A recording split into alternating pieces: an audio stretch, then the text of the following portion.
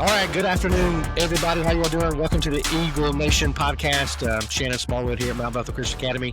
Thrilled and excited to have Lieutenant Colonel James Izen with us today on the podcast. It is Veterans Day was this week. We had our amazing chapel, really probably our best program that we put on all year from a school standpoint. And of course, Lieutenant Colonel Izen being in the Marines, I wanted to get him on the podcast this week and just kind of have just a great discussion since it's kind of military appreciation and just also how kind of we're connecting and how we kind of do things. But, before we even kind of can start that, the Marines, why in the world the Marines of all things, which first of all, totally fits you and your history and the Michigan Wolverines. I mean, all those kind of things too. Well, thanks for having me on. Why the Marines? That's so I sort of touched on this a little bit at the assembly. When I was growing up, my dad had served in the Army. My big brother was headed to the Army. He never quite got there because he got into an accident in high school. I kind of assumed that everybody served in the military, at least men, way back then. And to me, it was just, I always tried to kind of figure out like, okay, there's high school, there's college, there's getting a job, but when somewhere in there's got to be a military thing. And I grew up watching war movies with my dad and, all that kind of stuff. And, my best buddy, guy by the name of Dave Wolf. Dave's dad was a Navy vet. He had been a supply officer in Vietnam and spent his time there flying around in helicopters and going to all these supply bases up and down the country. And my kind of view of things, as I looked at paying for college, I looked at scholarships as being an option. So I started looking at different services. And my feeling was kind of, well, everybody joins the Army. That's if you want to serve your country. If you're really, really smart, you join the Air Force. If you're really adventurous, you join the Navy. And if you're, John Wayne, if you're Arnold Schwarzenegger or something like that, you join the Marine Corps. Now, I was a 3-sport athlete. I played football, I wrestled, I played lacrosse, but I didn't think in any way, shape, or form that I was, cut out to be a Marine. So I applied for and got a Naval ROTC scholarship through the Navy. And I showed up in Ann Arbor, for college orientation and started going through the Naval ROTC thing and kind of looked around and said, I'm as good as any of these guys that are Marine guys. And so I kind of realized that I could do it. And I sort of accepted that as a challenge. And that entire first year, I was wearing, the Navy insignia on my uniform. The uniforms were the same in ROTC, Navy or Marine. You just had different insignia. But I did all the Marine stuff. I was on the drill team and I was, did the color guard at the football games and I joined the Marine fraternity and all that kind of stuff. And at the end of the year, we had to actually commit to our scholarships. The first year is kind of a freebie. And I had to actually give up my Navy scholarship and reapply for the Marine one. So there's a little bit of a risk there, but I was doing really well. So I figured I would take that risk. And, the rest, as they say, is history. Yeah, and you brought up an interesting, concept because, back when I was a senior in high school was when the Gulf War was really kind of starting. Of course, growing up in a small town, in Toccoa, Georgia, and I remember when all the, the Department of Defense and those guys came in and basically told us, we're probably going to institute the draft again. And you're small town Georgia, guess what? We're probably going to be picking you guys. And it never got to that point, but that was kind of like, I mean, my grandfather served, my dad, he was career military. My brother was military. I mean, like we definitely had that kind of feel to us that, yeah, everybody should be going into the military. Like I felt at that point in time in the gym that day, you know what? Like maybe I should go to the Air. And I wanted to go to the Air Force. I'm thinking if I'm going to go somewhere, I want to go to the Air Force. So I was going to say, growing up in Toccoa's got quite a history in terms of the military. We never knew that. Like growing up, I mean, like I wasn't till whatever age I was watching Band of Brothers, and I was like, whoa, whoa, whoa, whoa, whoa, whoa, whoa, whoa, what? And then I'm just, just like totally into that entire series, and then you're almost like, oh, I'm proud to be from Stevens County now. I mean that because of that entire story, but that was something that like we should have been talking about that in history class, like going, hey, like we should have been taking field trips up Currahee Mountain, and we didn't do that at all. Right, that's almost, I'm ashamed to say that. Right. Yeah. Yeah. So that's interesting because I grew up when I was in high school, I was in a very rich town, a very wealthy town in Connecticut called Westport. And Westport, Connecticut, Campo Beach, which was our beach like hangout place, that's where the Brits came ashore when they came into Connecticut. And there's a statue about a mile up the road from the beach of a Minuteman, like on one knee holding a musket. And if you ever watched I Love Lucy, the old reruns of I Love Lucy, there's a scene where Lucy and Ricky leave Manhattan and they move out to the country, and that's where they move is Westport, Connecticut. And Okay. there's a scene where she breaks that statue and then paints herself up to look like the I do statue. remember that. Yes. That statue I saw, in the summer every day on the way to the beach, but we had to pass by that statue. So, I was aware of it. My dad, again, he was always a big history buff, kind of specializing in the Civil War. And so we watched, every Saturday it was that we'd go out and do yard work and then we'd come inside and watch old, 1980s and 60s World War II movies. So again, it was around me, but the town that I was in, nobody went into the military because it was too wealthy the matter of fact, I remember talking to the recruiters and they said, yeah, we don't come to your high school because nobody ever enlists out of it. And that's interesting. And I was going to definitely talk about this. So let's go ahead and jump into it. Do you I kind of felt like, again, when we were young, that it almost was this thing to where you almost felt a little guilty if you didn't go into the military or do something to kind of give back to your country on that level. I kind of felt as I've gotten older that we don't see kids doing that, or at least there's a perception that they don't do that. And I think that's a little bit of a lie. But what do you think? Is that changed over the last 20 years, or did it change and now it's kind of coming back to where this is a thing now? It's well, the interesting thing there is one of the things that I did in the Marine Corps is I spent 3 years on recruiting duty. And so I was recruiting up in the northern Midwest. So Minnesota, North Dakota, South Dakota, Wisconsin. And we always were in competition with all the other recruiting stations in the country. And especially the southern recruiting stations were constantly doing better because there seemed to be more of that patriotic kind of fervor in the South. I think a lot of it goes to kind of a generational thing. Hmm. If you remember, I'm probably about 5 or 6 years ahead of you. When I was in high school, all the Marine ads, it was the Marine that's fighting a monster and then transforms into a Marine kind of thing. But it was very Gen X focused. It was the extreme sports version of the military. The Army and the Navy have always recruited based on more of like, we can help get you into a better situation, like what we can do for you. Marine Corps and the Air Force tend to compete at a different level. Marine Corps because we're a lot smaller, and the Air Force because they were taking kids who had much better academic profiles. There's only about 10% of all the seniors in the country, only about 10% are actually eligible because of injuries or they got into some trouble when they were kids and all that kind of stuff. So, we were constantly, and that's Marine Corps, we were constantly doing that. And recently, I think generationally, there's been a little bit of a shift. I think, and yeah, I think it's changing recently here. I mean, very recently, patriotism is kind of coming back in fashion, and that's a good thing. I'm constantly talking with the kids in class about like, look, I don't care what you believe politically, but you got to understand that this country of ours is not normal. This is a special thing we have. Yes. And the question, and as I challenge the students at the Veterans Day chapel, find something bigger than yourself that you can serve. And I think the military is a great way of doing it. I had no clue I was going to stand for 20 years and then retire. To me, it was an adventure. It was a lot of fun, and I think that draws a lot of people into it. And once you're into it, it's a very different lifestyle. Because everyone's there kind of for the same reason. So let's go to right there. You know, do something when you're young, you got that adventurous spirit and everything else. So, I mean, what kept you there for 20 years? What kept you in that whole process for that long of a period of time? Well, there's an ambition side of it too. When you come in, so I was a young lieutenant, came into Second Tank Battalion, and you're always like, well, if I was the colonel, right, or if I was a major, if I was the company commander, if I was a captain, I would do it like this, or I would do it like that.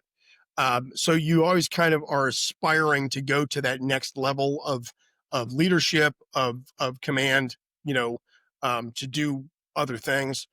And then I think there's a camaraderie element that is, the people that in the military. I mean, I still am on, chat groups and all this kind of stuff with these knuckleheads that I served with, and they're great guys, and they're all walks of life, and they do all sorts of stuff. And when we come together, we're all just a bunch of Marines. So I think that's a big part of it. And you get to do some really cool stuff, right? Being in college and for my summer, we would go do training. And I remember doing these things called damage control trainers, where you're inside a building that's mocked up to look like a ship. And they ring a warning bell, and you go into a little room, and then you hear a soundtrack play of explosion stuff. And when you step out of that room, the lights are off. There's some red floodlights on, and there's water pouring out of holes in the walls, and you're on a ship that's sinking, and now you got to, stop it from sinking. And it just, that kind of jumping out of airplanes and riding around in helicopters, that's fun. And to a 20 something kid, I mean, that's a great time. But yeah. And another layer to that is the responsibility piece. My first day in the fleet, so after I was done with all my school, and I get to Second Tank Battalion, and I check in. It's a Friday afternoon, Friday morning. I check in. I go through the standard in processing, and then they pull me out to meet my Marines. So I'm in my nice suit uniform kind of thing, and they're all greasy and grimy from working on the tanks all day. And they we pull them all together, and and of course, as a lieutenant, you really put a lot of stock in that first meeting of oh, I've got to come across as hard. So I talked to them, and I said, all right, everybody take the rest of the day off, kind of thing. And they're so they all leave. Well, that Sunday night, I get a call from the company executive officer, who's like the senior lieutenant, who's salty. He's been in the fleet for a couple of years. And he says, hey, tomorrow morning, you need to be in uniform in the colonel's office at whatever it was, 6:30 a.m. And I was like, hey, what's up? And he's like, well, 2 of your Marines went out this weekend and they got into some trouble. Now, I couldn't have identified these guys in a police lineup. I mean, these guys I'd met them once. Yeah. Brick wall and a toaster, basically. You had no clue who they were. Yeah. Yeah. Absolutely. Yeah. And Monday morning, I'm getting my butt chewed because they are my Marines and I am responsible. Right. And that's the way it is in the military, is you have total command. I did a fellowship at Home Depot when I was a lieutenant colonel right before I got out. And I was there for a year. And I remember talking with the CEO, and I worked with him. I was like his shadow for a year.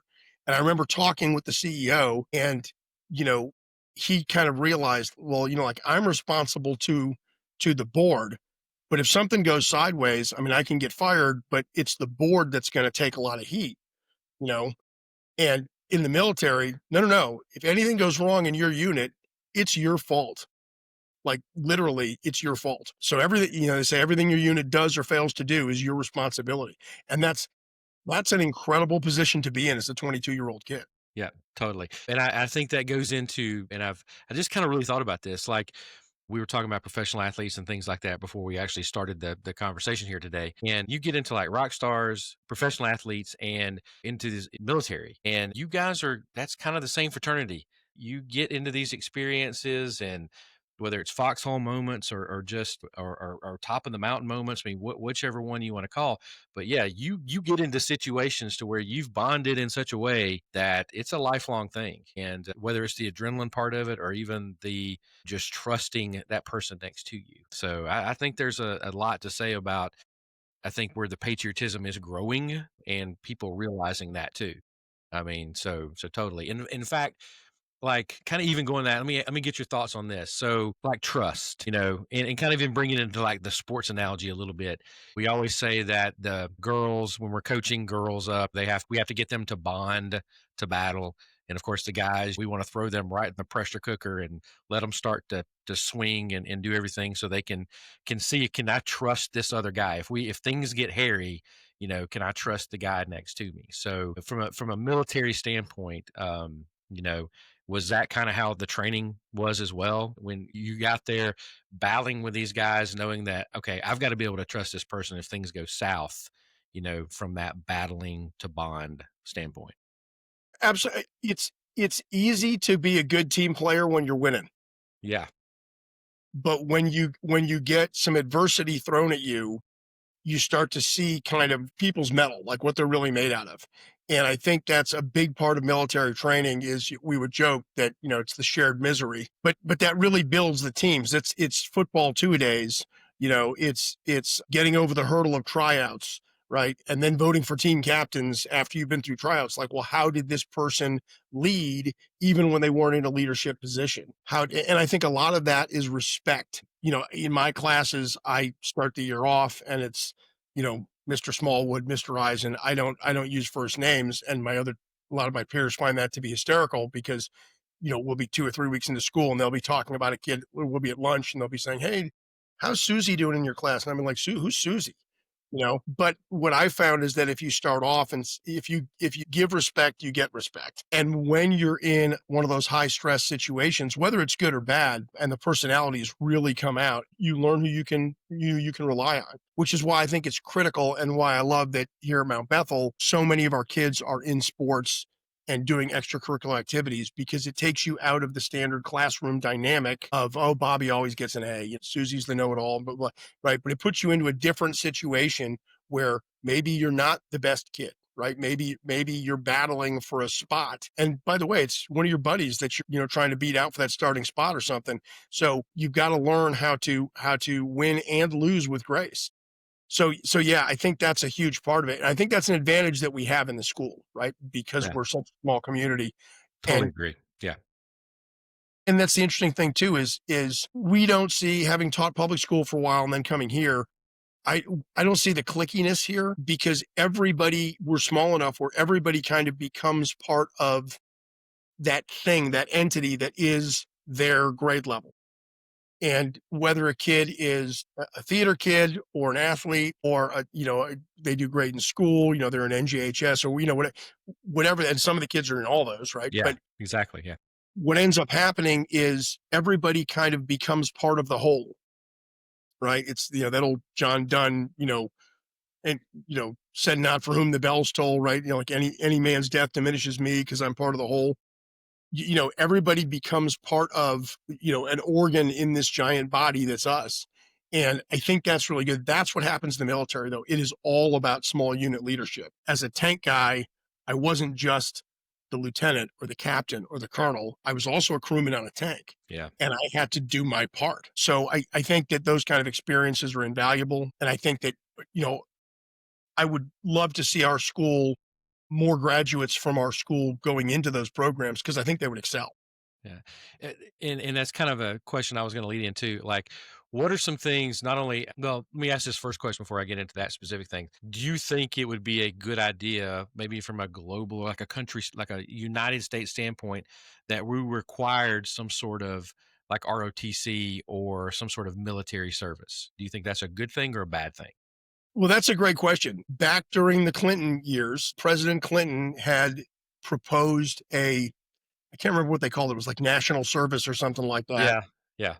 Yeah. And what it was enlist or join the Peace Corps or go drive an ambulance for a year, right? But it was like a gap year thing that would be built into everybody's experience. It would be required, but it was go do something for the community. Ask not what your country can do for you, but ask what you can do for your country. And that was the kind of idea. Was it? I think something like that. I don't know how much I like mandated government programs. Yeah, that's my fear with it, is that where is the where can we keep the almost the moral principles of what it can do to help society as a whole without getting the government involved in it, and we become a little bit socialistic or communistic or whatever to where it's like, "Here's your service, here's what you have to do." We kinda mandate those things, but it's there's so much good in it, like what we're talking about, but how do we find that? How do we get people to see that service back to your country, or maybe it's just maybe into the school, which I think we do a good job of. I think we do a really good job of our kids being involved, and we have a level of that to a certain degree without it being, traditional military, but I think we do a good job. But I've always wanted to find a way where, and even if they made me, since I haven't done it, I mean, as a 52-year-old man, go back and give to your country somehow. Sure. Okay. What do I have to do? Let's go. I mean, I'll do it Well, in a heartbeat. and we have our service hours that we do at the school, and that's part of the requirement. But think about this in a big public school, right? I mean, if it was just tutoring, Yeah, right? I mean, if you took juniors and seniors and had them tutor freshmen, right? Or even, lower classmen, going down to the local elementary school and helping the kids with reading or coaching rec teams or something like that. I think you'd have to make the program broad enough so that there would have to be some universal appeal. But I think that inculcating a service mentality, certainly our country was founded on principles that favored individual liberty, but there was an understanding from the framers of the Constitution and the founding fathers that if we didn't have the moral basis behind it, it wasn't going to work. And I that's agree. my biggest concern, is that as we lose the moral, and by the way, John Adams said the Constitution was made for a moral and religious people and is wholly inadequate for the governance of any other. Even if it's not my religion, right? Even if they're not Christians, I think if kids understood you need to do some service, nowadays it's pretty standard for kids to do study abroad when they're in college. We didn't study abroad. My study abroad was in Kuwait, right? Yeah. Yeah. Oh, totally. I mean, and yours was I mean, I wanna get into some foxhole moments and some things with you, as well, but yeah, it's totally different. I mean, your service, in finding ways to even get, like, the high school kids up here, it's like, "Oh my gosh, I gotta go do my service hours." I gotta go do those things. I'm like, "Yeah, you should want to go do those service hours because of things like you've done and other folks that have served our country and even the ones that had family members that have sacrificed for our country." On the ultimate sacrifice. Like, I mean, you don't need to be whining about you going and working at Must Ministries for 3 hours. And what are your thoughts on that? Like, what are some things I guess we can do with even our student body on every level, whether it's lower, middle, upper, where we can get them to understand how these service hours and things that we want you to do are they're for the bigger picture. They're not just to check a box so you can graduate. Yeah, I think some of it is learned after the fact. Potentially something like, if the school, if we owned some service project, and every year we contributed to that, and it became our thing, right? And then it just becomes part of the culture, and then afterwards you realize, when you go to college, you're like, oh, well, we used to always go out and do this thing. NJHS here at the middle school does it with the backpack blessings, where each Friday we're sending out kids who are delivering backpacks full of food and things like that for poor kids in the neighborhoods. I think that's a great program. Again, part of the thing of us having so many kids who are involved in sports and music and this and that is that our kids are really busy. And I think if the school could adopt a certain charity kind of thing. So maybe we should start right now with let's find a great military charity that we can jump into, that we can dive into, and that be our school's primary mission. What do you think about that? Primary mission in terms of Yeah, of like what we're develop. talking about. Yeah, it's like this is our service project. I mean, we do, you fed me, we do some things like that, but let's find this specific military. And there's a lot of great ones out there. I've got like 5 or 6 running through my head right now, but find one of those that missionally fits with what we're trying to do. And as we help, and that becomes our kind of thing. Maybe we take this to Dr. Sianka and throw it out there and see Sure, what yeah, see what well, happens. and being able to engage with it along the arc of lower school, middle school, upper school, it could culminate with, it's one thing to pack meals for You Fed Me. It would be a whole nother thing to do a mission trip where you're delivering this stuff. Exactly. Right. And so in the military the military realm, my wife, she's the executive director of the Home Depot Foundation. And so they focus on housing because that's Home Depot housing. There's a natural fit there. But she does all the veterans programs. Yes. And, so she's out, you know, helping to build houses and, partnering with local, when the tornadoes and hit North Carolina and there was all that flooding, one of the things that got utterly destroyed was a brand new veteran center. And Home Depot went in there and rebuilt it, partnering through local charities and service organizations. But there are tons of military service organizations out there. And I just think about our mission trip last year to Costa Rica, the middle school. The pastor that we worked with, he was like, yeah, we got 50 middle schoolers coming in. What are they going to do? And 3 days later, he was like, this is how many thousands of dollars and how many man hours you just saved us in service of this community. That's awesome. And I think we could definitely find, and again, there's some things come to mind, but I think, we could definitely find something that could use, well, I think what we would want to do is we would want to find something that could use engagement at all levels, Yes. Yes. right? Yeah. And then it just becomes part of who we are. And this is what we do. Yeah, like, it just becomes one of our stamp things, and because that's one thing I've been thinking about all week since we've had, chapel service on Monday is, like, we do this once a year, like, we should be this should be something that we're doing more and pouring into a little bit besides this once a year to where we're just trying to highlight things.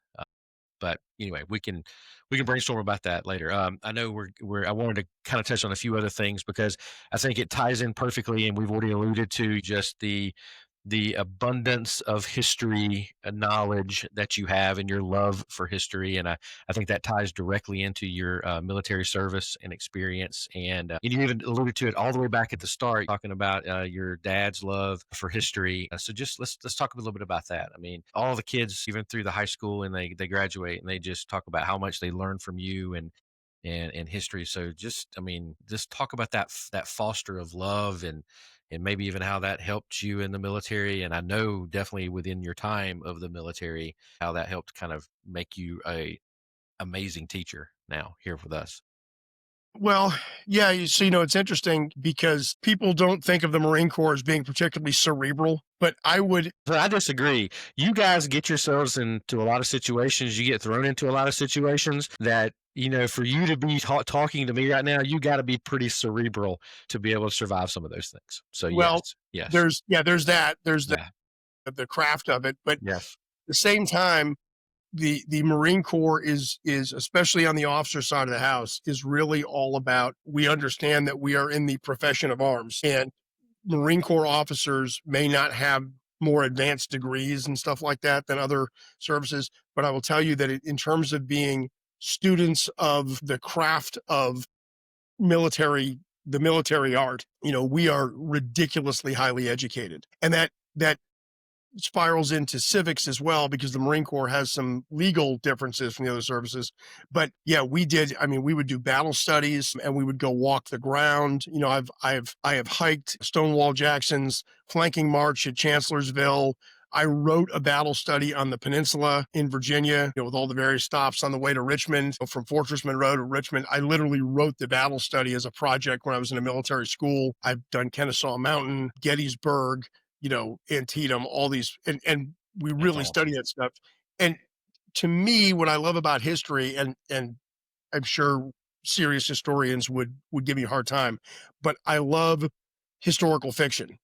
Mm, And once, because you can then tell the stories with a little bit more, and you got to watch out because to make it palatable for a wider audience, they got to throw in like a love story or something along with it. But you know, to me, it's not about which general at which place won which battle that enabled, the Punic Wars or whatever. To me, it's about, well, what was it like to be a Greek hoplite, you know, uh, at a certain battle, or to be a Roman legionary, in a battle at the Battle of Alesia when Caesar was defeating the Gauls, or, you know, getting into and really trying to understand what that's like. So, I've got a Roman centurion helmet in my room. And when we start talking about Roman centurions, I'm like, all right, come here. And I put the helmet on the kids. And, because I want them to I want them to understand what it's like. For our chapel was on November 10th, which is actually the Marine Corps birthday. So I played their Commandant of the Marine Corps' birthday message for the kids. nice. And, I talked about a couple of the people that were in there, and I read some of their Medal of Honor citations to try to have these kids understand this is what these 19-year-olds were doing, that are closer to them than they are to us. Yeah. And it's, so to me, if you're a military guy, like, the love of history just kind of come because there's so many great examples. There's so much you can learn from, but also because it's just fun to, I'm sitting on my tank, but 500 years ago, that would have been a horse. Right. And we study these battles and we learn about how how people did this stuff. And as you grow in the military, I used to make my new corporals watch Saving Private Ryan, Mm, and we would talk about some of the leadership things that were going on. Um, and there's some just fantastic scenes about just really outstanding gosh. leadership. Yes. Um, and so I think that if you're going to study history, history can be a little dry at times. But I think that to be a good teacher of it, you need to bring it alive with the stories. And I think that every teacher's kind of got their own shtick, right? Their own thing, right? So mine is obviously the Colonel, but being able to bring my experiences in, or when I'm putting a slideshow up about ancient Rome, and I can go, yeah, well, I took this picture when I was in the forum, and I think that kind of brings it alive to students. So, and in the military, you get a chance to go all over the place and see all sorts of crazy stuff. And I think, and we tend to recognize that, when we're out, there is not a Marine unit that's embarked aboard ship that gets anywhere within a couple hundred miles of Iwo Jima that does not go to that island to let the Marines go walk on those beaches. That's a very normal occurrence. So I think immersing yourself in these different cultures, even if it's kind of Americanized when you're over there, Yeah, but still, it's that what you're talking about, it's that tradition of it. I mean, I think throughout history, we unfortunately put kind of, I guess, bad moments tend to be big markers in history for us. It may even ramp up our military service or our patriotism. I mean, whatever you want to call it, but still, I mean, you guys being immersed in that, I totally can see that. Yeah, I mean, it's that living out, what may not be what was in a textbook, but still living out something that happened as a major point of history. I mean, that to me is, I mean, I'm almost a little. It's sad. It's bad to say that I'm jealous of that, but I mean, you having that experience is, it's definitely. It's amazing for our kids, I'll say that, being able to connect with them on it, and I think some of our kids do realize that, and that's awesome. Yeah, I got some really nice notes from a couple students. He went to middle school. His big sister is now in the Naval Academy. I taught her, Yeah. and then I just recently saw on a Facebook post that he is just enlisted into the Marine Corps. And then a teacher here has a son who I had in my homeroom, and he's enlisting in the Marine Corps. And and I like to think that maybe I had something to do with that. It's those touch points, and it's not at all different than bringing somebody to Christ. I did not, I like to say that, like, at no time did the clouds part and a beam of light come down. And that's when I became a Christian. It was the slow ebb of the wave of Christianity facilitated by people in my life and most of those were military folks who brought me to into the presence of Christ. And there had to be something there to get me over that. But without those people in my life, I would not be a Christian right now. I would not be turning to God when I needed him, and that kind of stuff. I would just be kind of slugging along like most of the folks out there who and the great thing about that is we keep making new people, so there's always new people that need to be brought in, That's very right? true, and that's even like the epiphany you talked about on Monday at our chapel about that you've been in service your entire life and having to think about, "Oh, well, yeah, that I did serve my country, and now I am serving a whole new purpose within education and leading these kids into future, hopefully in the real world, but also, yeah, with what we do here at school and with our activeness in making sure that they understand who Jesus is within the classroom setting. So yeah, I mean, it's an amazing thing. And I think having different people on the staff, everybody isn't, they don't have the same story, about, oh, and then we went to revival, and there was an altar call, and when you get some guys who are like, yeah, well, I was off in the Middle East and shooting at people, and you Yeah, know, and people are like turning to like, what? What did you yeah, say? well, and then you get, but I think that kind of, it's interesting because diversity is used so often in our culture today, and diversity is a strength only when it is leveraged for unity. Yes, And so I think, the kind of diversity that works is having people with multiple experiences. But again, we're all doing the same thing, and that is focusing on our walk with Christ. And, people start that walk at different places. And sometimes, as Paul shows us, it's the guys who started the furthest away that get the closest there. I was about to say the same thing. I mean, the Old Testament, New Testament are just filtered with these people that are just the framework of, who God called to do so amazing things and these amazing stories. And they're like, no, no, no, I'm the wrong person. And then you get into Jesus and how he called in the disciples, and then even telling them, like, in fact, that was my lesson today, of Jesus on the cross and everything that transpired after that. And, it's just such a, know when that moment will be. A couple of months ago, a kid came up to me, and I was expecting any conversation, but it was the conversation about wanting to be baptized. I was like, okay, let's have this conversation. But I'm like going, I almost was like, oh, wait a minute, I'm not the right person. We have not had any conversation whatsoever about this before. So maybe you need to go talk to somebody else. But also was smart enough to know you're the person that needs to have this conversation right now with this kid, or at least get this conversation started. So wherever you are in the moment when God calls is where you got to go. And God's going to call people out of prisons. God's going to call people out of church. God's going to call people out of schools, public and private. You Out of know, tanks. I mean, everything. I mean, I mean, out of fighting holes, out of tanks. Yeah. So yeah, I mean, it's.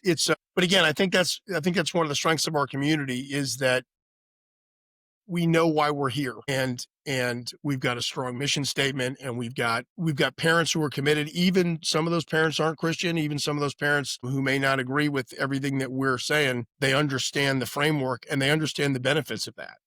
Um, it's what Christianity has brought to this world, right? And it's a little uncomfortable when you're in the military and you're you're learning how to more effectively blow stuff up, and that stuff includes people, right? yeah, yeah, And you've got to kind of reconcile that, right? yeah, So you really got to kind of be connected to your purpose and to what you're doing and to what, you know, who are you serving? And I mean, it's interesting. It's being over there in the Middle East was crazy for me as a young lieutenant, and I'm literally walking around the desert and I'm thinking, yeah, well, Moses might have walked right through here.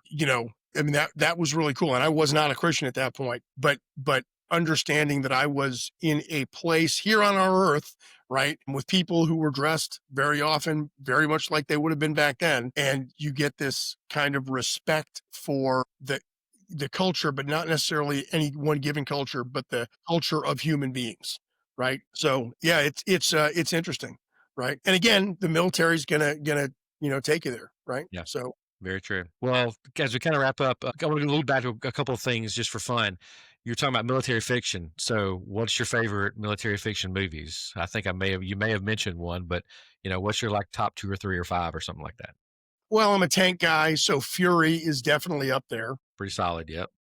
Yeah, that's a great movie. Very realistic. There's some stuff that's a little, but it makes kind of sense. My favorite movie of all times, and I was asked this yesterday. We were at Trilith, and one of our students who's big into film, she asked, "Well, what's the best military, or what's your favorite movie?" And I said Zulu, which is a movie about. It was Michael Caine's first movie back in like the '50s, and it's a fantastic movie about the British fighting in South Africa South Africa. against Yeah. the Yeah. nation. Um, Band of Brothers is good. The Pacific is another really good Yeah. series. Oh, that one too. Yep. And I've read those books that was based on Helmet for My Pillow and Eugene Sledge's book. And the name escapes me right now, but these are, there's a ton of great movies. And the other thing is kind of sort of military, but sort of not, movies like Star Wars, Yeah. right? I'm with you. Yes. Yeah. It's, that's all the hero's journey, right? You know, 100%. which is, which is classic stuff, but there are so many movies. There's a great movie about the Belgians in somewhere in Africa called Jadoville with a Jadot, Jadoville, Okay. caught on Netflix. You never know what you're going to catch when you're surfing. But I watched it. It was a fantastic movie. Um, there's all sorts of great stuff out there. I would say again the Saving Private Ryan, Fury, Saving Private Ryan, old school. You can go Sands of Iwo Jima with John Yeah. Wayne. Yeah. That's a Yeah. great Marine one.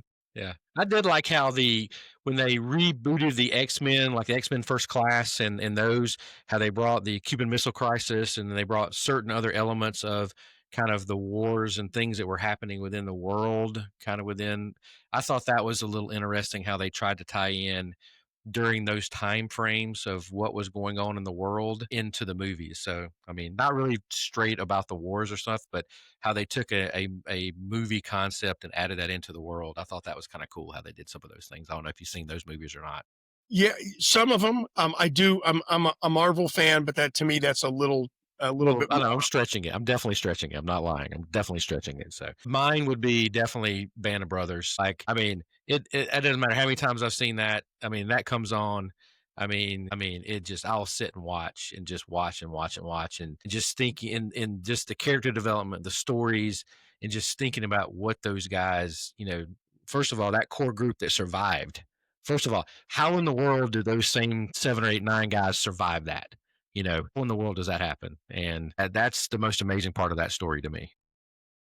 Well, yeah, and that's the other thing too is that a lot of people, when you look at the losses that organizations take in the military, a 20% loss. If you've got 10 guys in a squad and you lose two, that squad is considered destroyed, right? War isn't so much people obviously are getting wounded and getting killed and that kind of stuff, but that unit cohesion and everybody having and of course on a tank, you don't really lose one guy on a tank, right? Because if the tank's gone, it's the whole tank. But that group of guys who they called the Toccoa boys, right? They were there originally from Toccoa, and their story through the war, and how they you get battlefield promotions and you get people who some people crack under the pressure, right? And then some people, everything's going great. It's the very end of the war, and then they get lost to some little accident. That's the reality, right?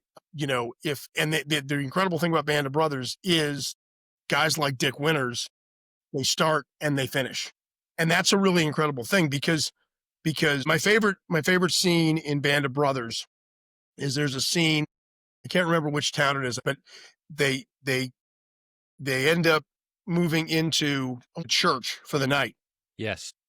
and they're all sitting there, and there's these little kids who are singing for them, and they're in somewhere in France, and the camera pans across the pews where these guys are just resting before their next mission or whatever, and you see people fade away. And it says, this guy was wounded here. This guy Hmm. rotated back home. This guy, this happened. This guy, that happened. And you see that it's it is it's some of the heroes don't make it, and some of the guys with serious character flaws do make it because there's this element of luck. I remember seeing Saving Private Ryan in the theater when it first came out, and there's that scene when the amphibious boat pulls up to the beach and the ramp drops down and they're right in front of a German machine gun. And the guys just start getting hit and everybody starts bailing off the sides. And um, I I was with my wife at the time and she was very affected by that scene. And when I said, why did that bother you so much? And she said, they weren't doing anything wrong. They weren't trying to be heroes. They were just at the wrong place in the wrong time. That's war. Yep. And I Yep. mean, And sometimes it's the best guys that don't make it. And sometimes and the incredible thing is that somebody always steps up, right? Somebody always says, okay, the leader's down, I'll lead. And I think that goes back to the whole biblical tie-ins, the whole send me, right? There's always somebody there. And I think the stronger your faith and the stronger your commitment to the purpose and your sense of the mission, the stronger you're going to be able to persevere in those times. I agree. I agree totally. Well, Lieutenant Colonel Eisen, thank you so much for being on the Eagle Nation podcast today. It's been an amazing conversation. There's like 20 other things I wanted to talk about today, and I think we're like 50 minutes in or something like that. So we'll have to schedule another time and Absolutely. get into, because you mentioned civics. I wanted to do a whole thing about civics. I mean, that's a whole nother discussion we can talk about. But anyway, once again, thanks, Lieutenant Colonel Eisen, for being on with us today. And again, thanks for being a part of the Eagle Nation podcast. Peace out. Absolutely. Thanks for having me.